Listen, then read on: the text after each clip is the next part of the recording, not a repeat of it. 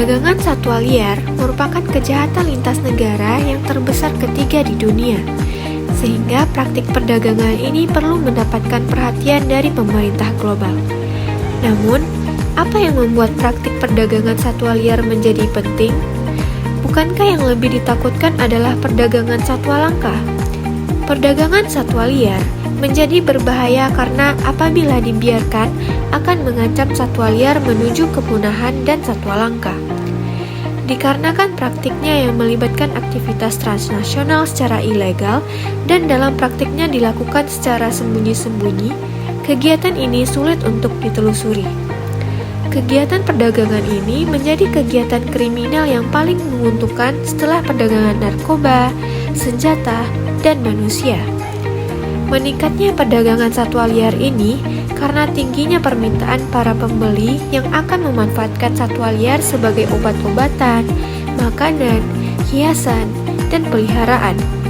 Perdagangan satwa liar akan terus meningkat apabila tidak ada pengaturan dalam praktik perdagangan satwa liar, khususnya di Indonesia dan Australia.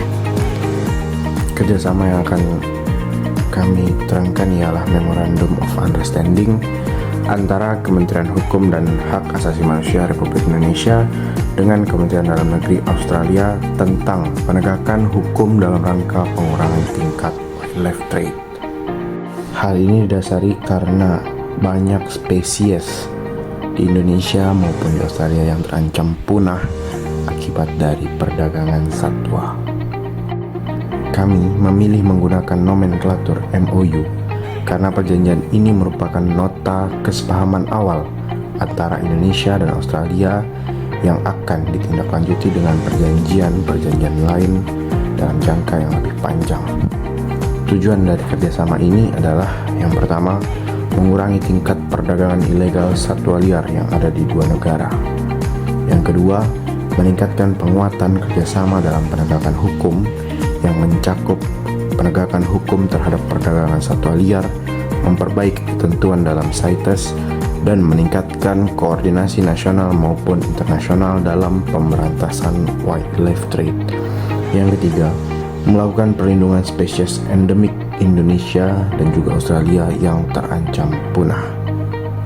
Ruang lingkup dari kerjasama ini ialah untuk mengharmonisasikan peraturan dan kebijakan nasional tentang perlindungan spesies dan perdagangan satwa liar yang akan direalisasikan dengan pelatihan dan workshop bersama bagi aparat penegak hukum termasuk pihak bea cukai dan aparat karantina. Serta kedua negara akan berkolaborasi dalam melaksanakan kampanye kesadaran publik mengenai dampak negatif dari perdagangan ilegal satwa liar. Jangka waktu dari perjanjian ini adalah 5 tahun sejak ditandatangani dan akan diperpanjang atau diakhiri tergantung pada kesepakatan kedua belah pihak. Dalam 5 tahun tersebut akan dilihat apakah kerjasama ini akan menguntungkan kedua belah pihak atau hanya menciptakan zero sum game. Dalam pelaksanaannya, kerjasama ini akan dibiayai oleh masing-masing kementerian dalam negara tersebut sebanyak 50/50, serta metode penyelesaian sengketa yang akan diadopsi adalah metode diplomatik secara spesifik, yaitu melalui pendekatan negosiasi. Pemilihan metode ini didasarkan pada sejumlah pertimbangan karena metode ini dianggap lebih aman dibandingkan metode lain.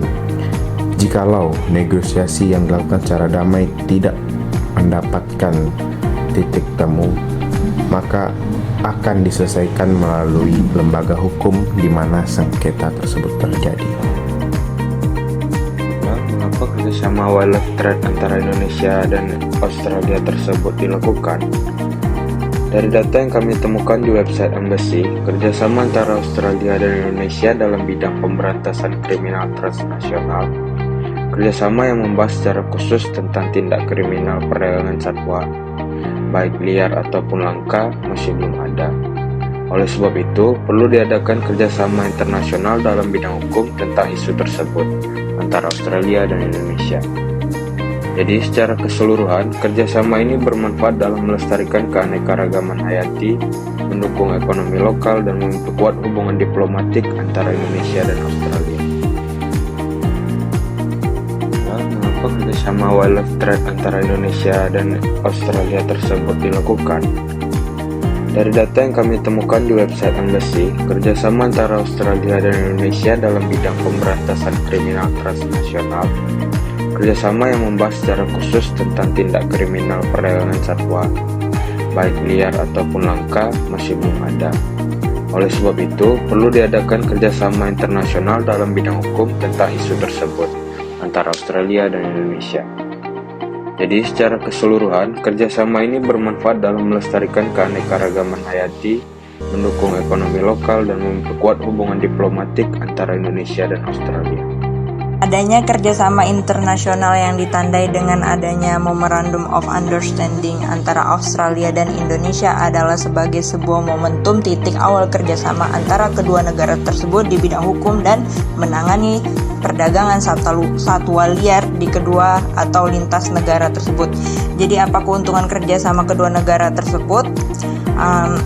Keuntungan dari kerjasama kedua negara tersebut, yang pertama yaitu penguatan penegakan hukum, yang mana memudahkan koordinasi antara penegak hukum dalam kedua negara tersebut.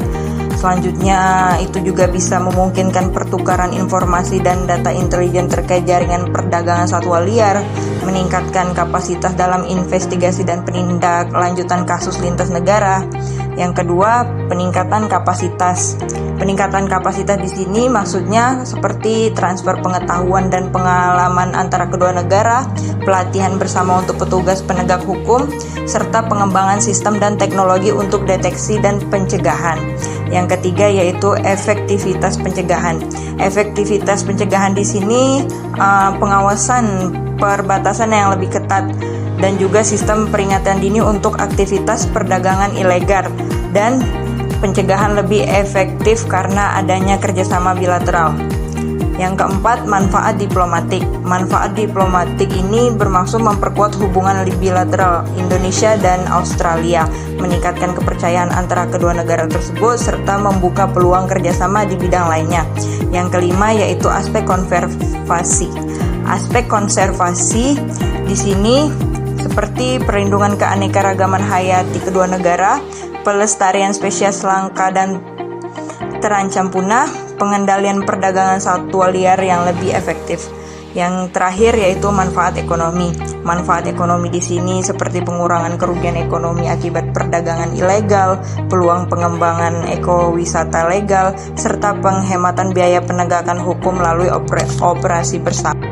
Setelah kerjasama yang bernomenklatur MOU ini sukses, diharapkan nantinya akan dilanjutkan dengan Mutual Legal Assistance, di mana adanya kerjasama timbal balik dalam penegakan hukum untuk menangani kasus perdagangan liar. Dan pada akhirnya kasus wildlife trade yang terjadi di Indonesia maupun di Australia akan benar-benar hilang, sehingga hewan yang tadinya terancam punah masih bisa kita lindungi.